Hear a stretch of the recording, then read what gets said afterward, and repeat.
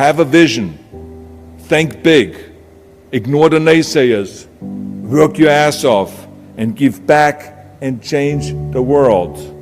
Because if not us, who? If not now, when? What is the secret to success? And the long version is that I actually always had 5 rules. And everything that I did, I always used those 5 rules, and those 5 rules helped me to become successful in various different areas. And I believe that those rules can be applied to almost anyone and everyone. You don't need to be a bodybuilding champion, you don't need to want to be a governor of California or to be an action hero or anything like that. If you want to excel in whatever you do, those rules are for you. It's that simple. Now I have to tell you right off the top that I always was very intense. As a kid already, I was very intense and I was very hungry. I always wanted to be the best. I always wanted to be number 1. I always wanted to get to the top. I never believed in just getting by. Now, I have nothing against people that just want to get by, because I think there are many roads to happiness, but I think that we all here like to be successful and we are driven. So that's why those rules apply to you. So my first rule is find your vision and follow it. You see, I think it's the most important thing that we have a very clear vision of where we go. A goal, where do we go? Because you can have the best ship in the world. You can have the best cruise liner, but if the captain does not know where to go, that ship will drift around the world and out there at sea and will never end up anywhere. And this is exactly the way it is in real life. If you don't have a goal, if you don't have a vision, you just drift around and you're not going to be happy. This is why it is so important to have that vision. Now, I created that vision in Austria because I grew up after the Second World War. Austria, right along with Germany, lost the Second World War, thank God. And the problem was that everyone was so depressed because they lost the war that there was alcoholism everywhere. There was, of course, depression. There was a terrible economic situation. There was famine. There was starvation and all of those things. And also it was kind of a little place and narrow. I felt I wanted to get out of there. I wanted to escape. And I couldn't see myself really to work there and to stay there, to work in a factory, or to work on a farm, or to even to follow my father's footsteps and to become a police officer. I couldn't see that either. As a matter of fact, that's what my parents wanted me to do. They wanted me to become a police officer and to marry a girl by the name of Heidi and to have a bunch of children and to run around like the Von Trapp family in The Sound of Music. But that's not what I saw. This was the vision of my parents, but not mine. And luckily, one day in school, I watched a documentary about America. And I found myself. I knew exactly that is where I wanted to end up. I wanted to be in America. Everything that I saw in the documentary, I just loved. Everything was so big. I remember the tall skyscrapers, the monstrous bridges, the giant freeways filled with beautiful cars, the huge jetliners, movie stars, Muscle Beach, and all of those things. I could not wait to get there. The question was just, how do I get there? How do I get to America? I mean, this was not a common thing to do way back in the 50s. No one had the money to travel or anything. But one day I was fortunate enough to see a magazine, and that magazine showed me the path to America, and it was a bodybuilding magazine. And on the cover was this very muscular guy that was standing there like Hercules with a Hercules outfit. His name was Reg Park. This Reg Park was on that cover, and I remember the cover said, Mr. Universe becomes Hercules star. I read the article as fast as I could, learning about how he grew up in Leeds in England, poor, and how he trained 5 hours a day, every single day, and trained and trained and trained and lifted weights, and then he finally became Mr. Great Britain. And then he became Mr. Universe. And then he won a second Mr. Universe title and a third Mr. Universe title, and then all of a sudden he landed in Rome in Cinecittà doing Hercules movies. And there he made millions of dollars, and this money he took and bought himself a gymnasium chain in South Africa, and he became a successful gymnasium owner. And as I read, I became more and more certain about my own future. As I read this story, I was so excited, so interested. I knew exactly that I wanted to become another Reg Park. I know he laid out the blueprint for my life, basically. I could see myself, I could visualize myself clearly to be a champion on that same stage where he won the Mr. Universe, and then to move to America, then get into movies, and then become rich and famous. I had that vision very clearly laid out. I was so happy that I knew exactly where I was going. From that moment on, everything that I did, no matter how hard I had to work or how much I had to struggle, it didn't matter. It was a wonderful joyride because I knew what the purpose was and I found my passion. The simple truth is, if you don't have a vision, if you don't have a goal, if you don't see your future laid out in front of you, you're just floating around without a purpose. And I think that the numbers speak for themselves. This is why so many people around the world are unhappy with their jobs. I mean, in America, 74% of the people hate their job and would like to change jobs. But think about that. That means that only a quarter of the Americans love their life's work. I mean, that is a very depressing statistic. I always smiled when I worked, no matter how hard I worked. I always had a great time, no matter what I did. It didn't matter if it was in bodybuilding, or if it was in the movies, or if it was as governor. I remember in the pumping iron days, people ask me in the gym all the time, why are you smiling all the time? Why are you so happy? You have to lift 50 tons of weights. You have to train 5 hours a day. I mean, I look at the other bodybuilders' faces and lifters' faces, and they look kind of depressing. They look sour. They're miserable that they have to lift weights. You don't look miserable, you look happy. And I tell them always, I say, I smile because I know exactly that every rep that I do, that every set that I do, every weight that I lift, I get one step closer to turning that vision of mine into reality and becoming that Mr. Universe. I could not wait to lift another 500 pounds in the squats. I could not wait to do another 1,000 sit-ups. I could not wait to do bench press, more bench press and more curls until I couldn't move my arms anymore. Because I knew that every rep got me closer to standing on that stage as a champion. As a matter of fact, when I lifted weights, I didn't really feel like I was lifting weights. I felt like I was lifting a trophy over my head each time I lifted. And to have all those bodybuilders around me and thousands of people screaming. And I tell you that this vision didn't just help me in bodybuilding, it helped me with everything, like I said. I remember in the movie business, there was many times stunts that I had to do where I got hurt, where I was in pain, in agony, and had to do it over and over again. I remember one incident specifically on Conan the Barbarian. There I was crawling on all four, on rocks, over rocks and gravel, holding my sword right in front of me.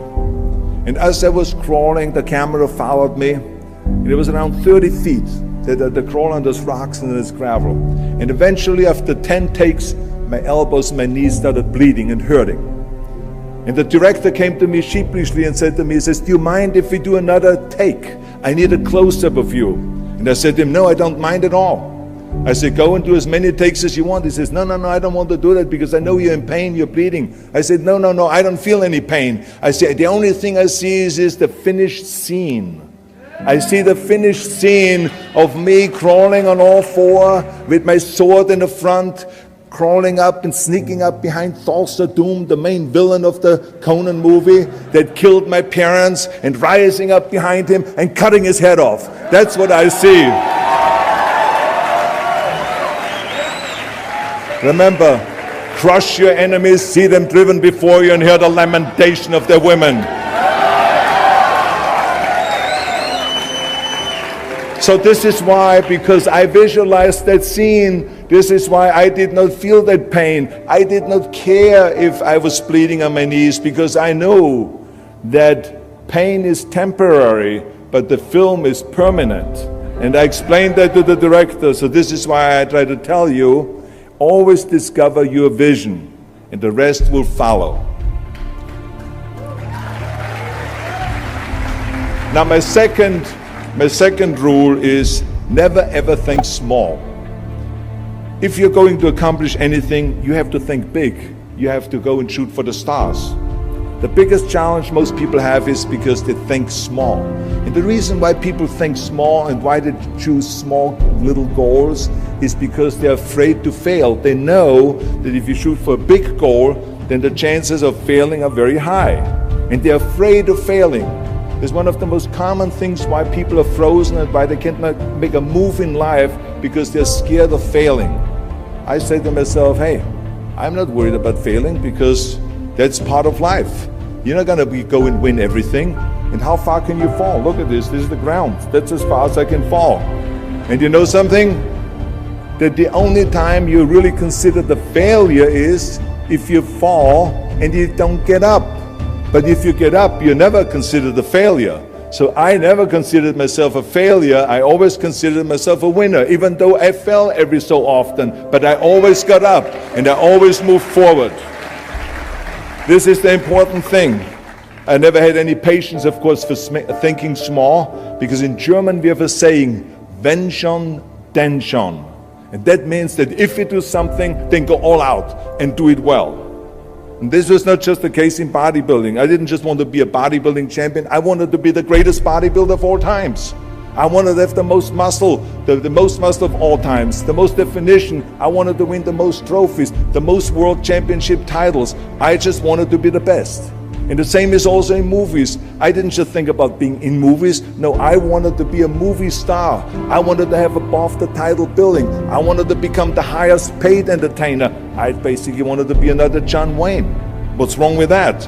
And then the same is in politics. I didn't just want to go and be in politics and enter a race for city council. I mean, let's be honest, does that sound right? Schwarzenegger, city council? No, come on. Not even Schwarzenegger and mayor, no. It had to be Schwarzenegger running for governor, but not just any governor, but governor of the greatest state in the United States, of California. That was the important thing. I give you an example of thinking big. When I became governor, I wanted to rebuild California's ancient infrastructure. You see, America has been living off infrastructure that was built in the 50s and 60s, and it drives me absolutely insane that America hasn't started rebuilding that infrastructure. I mean, we haven't invested in new roads or in new transit, or in schools, or in energy, or anything like that for decades. The number of cars that we have now in America are 4 times as many as we had in the 60s. So therefore, we should be having 4 times as many freeways, 4 times as many tunnels, 4 times as many bridges and all this. But we don't. So this is why I wanted to get our act together and do the upgrading, at least in California. So when I talk about infrastructure, I didn't really want to just fix roads and fix and close some holes on the roads. I wanted to build massive freeways on top of freeways. I wanted to build the first high-speed rail in the United States. I wanted to build more bridges and more tunnels, more on-ramps and off-ramps. I wanted to see literally trains everywhere. Well, there was no excuse for Californians to get stuck in traffic, and there was no excuse really to send your kids in overcrowded classrooms and schools, and there was also no excuse that Los Angeles has a 100-year-old sewage system. That's shitty, I think. At first, of course, some of the legislators looked at me like I was absolutely insane when I told them this vision. They were willing to spend maybe $5 billion, which of course is petty cash in compared to what my vision was. But so some politicians, of course, had a hard time to see the big picture because they didn't really ever travel outside California. So they haven't really seen big infrastructure. They haven't really seen big infrastructure all over the United States, or maybe in Asia, in China, or in Korea, or in Brazil, or in European countries, or here in Australia maybe. So they haven't seen that. And then of course there are other politicians that simply don't have a vision of the future past the next election, which is a common problem politicians have all over the world. So it was my job as governor to motivate them, and to take them and to see the traffic jams in Los Angeles, and to see the overcrowded classrooms, and to see all the problems that we have. And I kept pushing and pushing, and I pumped them up enough that eventually they saw the big picture. And eventually Democrats and Republicans came together, and we invested $60 billion to rebuild California's infrastructure, the biggest investment of our state in 50 years. So that's what we did because we had a big vision and everyone bought in on this big vision. So remember, never think small, think big. My third rule is ignore the naysayers. I think it is natural that when you have a big vision and big dreams and you have big goals that people are going to say around you, I don't think it can be done. I think it's impossible or no. I tell you, I heard this all the time, but I want to tell you, don't ever let them stop you from dreaming and from shooting for the big goal. Because eliminate just simply those words, no, impossible, and it can't be done. I mean, in each one of my careers, when someone said it's impossible, I heard it's possible. When someone said it can't be done, I heard it can be done. And when someone said no, then I heard loud and clear, yes. So this is what I believed in. I am a big believer of what Nelson Mandela said. He said it always seems to be impossible and still someone does it. And that's exactly what it is. And I wanted to be that one that does it. I wanted to break the new records and I wanted to do something that no one else has ever done. So I think that's what you need to do. Don't ever be worried about that someone hasn't done it. Just think about how many times my career would have stopped. My career would have ended if I would have listened to the naysayers.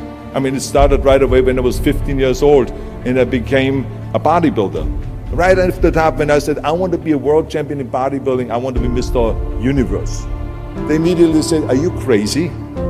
You're in Austria. In Austria, you can become a ski champion or a bicycle champion or something like that, but bodybuilding is an American sport. Forget about it. That's nuts. Then when I wanted to move to America, they said, again, it's impossible. You will never be able to do that. You have no money. You're all by yourself. And then when I wanted to go into show business, after I won 13 world championship titles in bodybuilding, I said, I want to be like Reg Park. I want to be a Hercules. I want to get into movies. Well, I tell you, when I met those agents and managers and studio executives, their reaction was, oh, Arnold, that is so funny. You want to be what, a leading man? Oh, come on. I mean, look, first of all, let's start with your body. Look at your body. I mean, you're overdeveloped. You're gigantic. You're like a monster. Are you kidding me? Do you know what the new thing, the new trend is? It's little guys like Dustin Hoffman, Al Pacino, Woody Allen. Those are the new sex symbols. Don't you get it? And then your accent, oh, it gives me the chills just listening to your German bullshit. Come on now. I mean, oh God, I mean, it's like, it's scary when you talk. It's unbelievable. I mean, have you ever, Arnold, I mean, be serious, have you ever seen an international movie star with a German accent? It doesn't happen. Forget about that. And then you name, what is it, Schnitzel or something like that? Yeah, I can see that name already up there on the billboard. Yes, and people are going to storm the theater and the movie houses because Schwarzenegger is starring in the movie. Oh yeah, I can see that already. So that's what they said. They said to me, it says, look, forget about it. You're a nice guy. I mean, you're a bodybuilding champion. Why don't you open a gymnasium or a health food store or something like that? We can help you with that. And then we get you on the side some little parts, like maybe playing a bouncer. I mean, with your body, perfect. Or maybe a wrestler.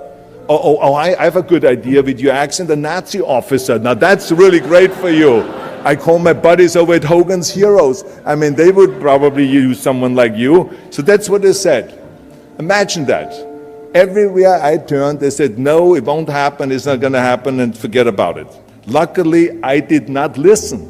I did not listen because I knew if I worked hard enough and if I worked as hard as I did in bodybuilding, 5-6 hours a day, that I will make it, that I could prove them wrong. And I started working very hard. I started taking acting classes, English classes, speech classes, dialogue classes, even accent removal classes. I ran around all day saying lines like, a fine wine grows on a vine. Because you see, we Austrians and Germans have a difficult time with the V and with the W and with the F, we get it all mixed up. So it was a fine wine grows on a vine. Or the sink is made out of zinc. And all those kind of lines. I said over and over, and you know something? All of a sudden, I got a little break. In the early 70s, I remember All of a sudden, I got a TV show, a little part, then another little part. And then all of a sudden, I got a phone call from Lucille Ball to be in her special happy anniversary and goodbye, which was with Art Carney. I had this 6-minute scene as an Italian masseur. Now, most people don't know the difference between an Italian accent and the German accent, so I got away with my German accent. But I played this Italian masseur, and I was so delighted. And then right after that, I got a guest starring role in Streets of San Francisco with Michael Douglas and Carl Malden, and then Pumping On and Stay Hungry. And then, of course, I landed the big role of as Conan the Barbarian. So finally, I got the big break. And you know what was so interesting about it was that as soon as we were finished with the Conan movie, we were out there on a promotion tour, and the director said at the press conference, the director is John Milius, he said, if we wouldn't have had Schwarzenegger with those muscles, we would have had to build one. Now think about that. Before it was this huge obstacle to have this body, and all of a sudden the director says, if we wouldn't have had Schwarzenegger with his body, we would have had to build one. Now what a turnaround. And then when I did Terminator, James Cameron said, which was really great, he said the "I'll be back" line became one of the most famous movie lines in history because of Arnold's crazy accent, because he sounded like a machine when he talks. So as you see, everything that the naysayers said was a liability became an asset. And the same was also in my political career. When I ran for governor, they immediately said, I shouldn't do it, it is a big mistake, it won't happen, I will lose, and all of those kind of things. And the rest, of course, is history. The bottom line is, if I would have listened to the naysayers, my career would have ended when I was 15 years old. I would be still yodeling in Austria, in the Alps, and I would not be talking here today to you. And the reason why I'm here today and talking to you is because I did not listen to you can't, or it's impossible, or no. So I just recommend to you very strongly, ignore the naysayers.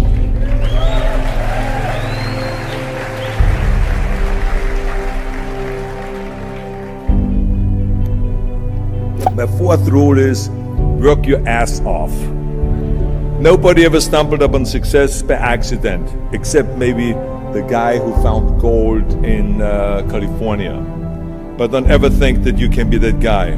I mean, you never want to fail because you didn't work hard enough. I always believed no stone unturned. Work your butt off. That's what I always believed. No matter what you do, work, work, work. I remember Muhammad Ali, one of my great heroes, had a great line in the 70s when he was asked, how many sit-ups do you do? He said, I don't know, because I start counting only when it starts burning. When it starts burning, that's when it starts counting. You see, that's what makes you a champion. It doesn't matter in what area you're in. No pain, no gain. The bottom line is, one of my rules, which is work your butt off. If you don't apply that rule, all the other rules won't mean anything. I mean, it drives me absolutely nuts when people say, I don't have time to work out. Haven't you heard that many times? I don't have time to work out, or I have worked so hard all day, I'm tired, I cannot work out anymore, or I cannot read another book, or I cannot improve myself, or I don't have time, or I work so hard that I cannot really improve my business, or I cannot grow as a person, or any of those things. What the hell are we talking about here? I mean, today is 24 hours, you sleep 6 hours, so you have 18 hours left. I mean, I know there's some of you out there that say, well, wait a minute, I sleep actually 8 hours, but that's just sleep faster, okay? You don't, I mean, let's not get bogged down with this stuff here. Listen, when I came to the United States, I remember that I trained 5 hours a day, every day, and I was managing a construction business, and I was a bricklayer, and I went to college also, and I took acting classes from 8 o'clock at night to 12 o'clock midnight. All of that in one day. Every day I did that. I did not worry about it. I knew that I had 24 hours and I didn't want to waste one single hour.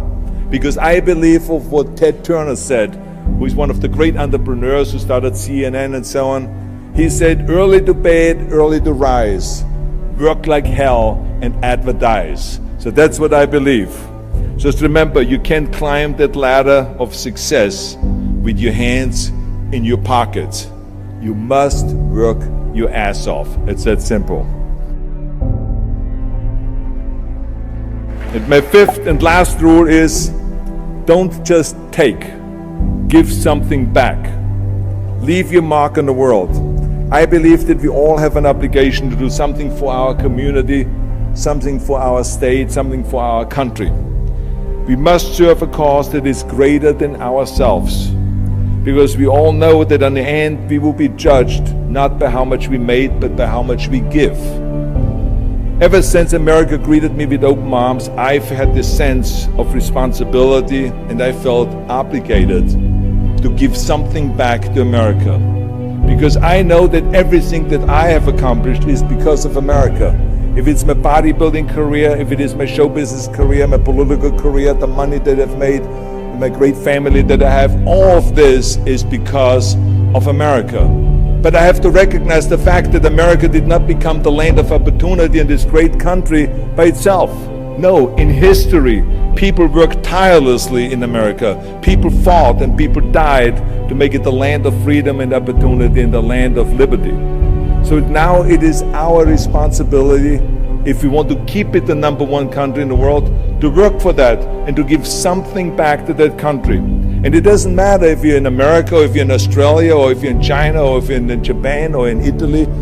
It is the same thing. You all have to give something back to your country, no matter where you're from. Now, I love the words of my father-in-law, Sergeant Shriver, who started the Peace Corps, the Job Corps, legal aid to the poor during the Kennedy and during the Johnson administration. He was the #1 public servant, and he always inspired me to become a public servant. He was one of my heroes. He said at Yale University at a commencement speech, he said to the students, tear down that mirror. Tear down that mirror that makes you always look at yourself. And you will be able to look beyond that mirror, and you will see the millions and millions of people that need your help. And I saw those millions and millions of people. And this is why I tried to take every opportunity that I could to give something back. I started training Special Olympians, people that were intellectually handicapped, to help them with weightlifting and powerlifting. I became the international powerlifting coach and the torchbearer for Special Olympics. Then later on, I joined the Simon Wiesenthal Center to fight prejudice, so we don't have the things happening again as we had during the Second World War, during the Nazi Reich. And I joined also the President's Council on Fitness. I became the chairman under President Bush from 1990 to 1993. To be the chairman and to promote health and fitness in all 50 states. I traveled all 50 states. I started after-school programs for the most vulnerable children, for inner-city children, to make them be able to say no to drugs, no to gangs, and no to violence, and to say yes to education and yes to life. And every single time I reached out and I gave something back, I felt fantastic. Nothing made me happier. I would rather play chess with an 8-year-old kid in an after-school program, or play golf, a round of golf with a Special Olympian, than go down another red carpet of a movie premiere. And I have nothing against movies, but to give something back to me is more important than just to think about myself. Eventually, the joy of giving back was so great that I decided to become a public servant full-time and to turn my back, actually, and walk away from my career as an actor. After I finished promoting Terminator 3, I jumped into the race, into the governor's race in California, and I ran for governor. And even though my friends advised me not to do that, they said, "Are you crazy, Arnold? Don't you understand that you would lose now this $20, $30 million a movie that you're getting paid? And they will only pay you $178,000 as governor a year?" Well, I didn't care, because I knew that all the money that I've made and to be in that position in the first place to make this money is because of America. It was time to give something back. So I became governor, and I didn't even take the $178,000. I gave it back to the taxpayers because it was petty cash. It's the last thing I needed. And I can tell you that those 7 years were the most exciting and the most rewarding and the most gratifying years of my life. To work all day long, to solve problems and to serve the people was absolutely heaven. It was the best job I've ever had. But I also knew that eventually it's going to come to an end. And after 2 terms, it did come to an end. But when it came to an end, the one thing that didn't come to an end and was not finished was my desire to be a public servant and to serve the people. And this is why I continued to work for Special Olympics. That's why I continued to work on fighting my fitness crusade and traveling around the world to promote health and fitness. And this is why I continue to support after-school programs, and we even started the Schwarzenegger Institute at the University of Southern California to continue to inspire students and leaders around the world to find solutions to complicated issues and to give back and to make the world a better place. So thank you. But I tell you that I was very fortunate that I had great heroes. I had great heroes that I could look up to, and I mentioned 2 of them, Muhammad Ali and Sergeant Shriver, my father-in-law. But there's other great heroes like Gorbachev, Reagan, Mandela, great leaders like Mother Teresa, Chancellor Kohl, and Churchill, and the list goes on and on. I mean, those people had such an impact on the world. Single-handedly, they've changed the world. I mean, if you think about just Gorbachev, I mean, this man, every time I meet him, I'm in awe. I mean, he grew up under communism, and he rose from the bottom of the ranks straight up to the top. He became president of the Soviet Union, one of the most powerful people in the world. And he was the leader of the Communist Party. And when he was in that top position, he realized that the system was broken. Now, what do you do when you're the top leader of the Communist Party and you realize that the system, that communism doesn't work? Well, you know what he did? He dismantled communism. Think about the courage that takes. I mean, the guts that it takes to do that. Think about that Gorbachev completely transformed his country with glasnost to give his people for the first time freedom. And then through perestroika, by reforming Russia's economy. He didn't wait for the next president. He didn't complain. He simply said, if not me, who? And if not now, when? So I feel very strongly all of us need to have and embrace that kind of a spirit. We all can create change, whether it is in our neighborhood or in our local schools or in our country.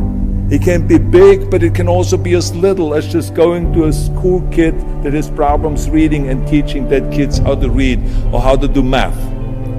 We don't have to just work on me. We should also work on we. Not just me, but also we. Remember that. To lead a truly full life, you must give back. You must leave the world a better place than you found it. Because the bottom line is, it is up to us. I mean, those rules that I've given you are important rules, but giving back is one of the most important rules. I guarantee you that if you follow all of those rules, you will have many victories to celebrate. And you will leave, your work, and you will have extraordinary kind of a record, and you will leave a legacy behind that you can be proud of. So I want you to remember those rules. Have a vision. Think big. Ignore the naysayers. Work your ass off and give back and change the world. Because if not us, who? If not now, when?